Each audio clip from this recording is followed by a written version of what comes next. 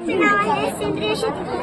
आजकालचे शेतकरी रासायनिक शेती करतात, सेंद्रिय शेती सोडून रासायनिक शेती करतात. तर रासायनिक शेती ही आपल्या शरीराला धोकादायक आहे आणि सेंद्रिय शेती ही आपल्या शरीराला उपयुक्त आहे.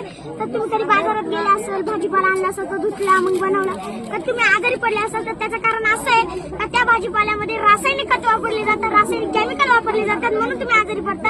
आणि याच्यामध्ये शेणखत वापरलेलं आहे, बनाची शेत आहे आणि त्याच्यामध्ये शेणखत वापरलेलं आहे. त्याचे वेगवेगळे प्रकार असतात, गांडूळ खत, शेणखत, कोंबडी खत आणि फ्लावरचे शेत आहे त्याच्यामध्ये शेणखत वापरलंय, गुलाबाचं शेत आहे त्याच्यामध्ये शेणखत वापरलंय आणि शेंगदाण्याची पेंड आहे, गाईचं खाद्य शेंगदाण्याची पेंड आणि हे उडदाची डाळ आहे. मग याची आपण आमटी पण खातो आणि गाईचं खाद्य पण आहे आणि हे खाल्ल्यानंतर गाई शेण देते. मग त्या शेणाचं 1 किंवा 2 महिन्यानंतर खत तयार होतं, ते खत मग या शेतीमध्ये आपण वापरतो. आणि या प्रोजेक्टमधून मला असं सिद्ध करायचं, शेतकऱ्यांनी रासायनिक शेती न करता सेंद्रिय शेती करावी. धन्यवाद.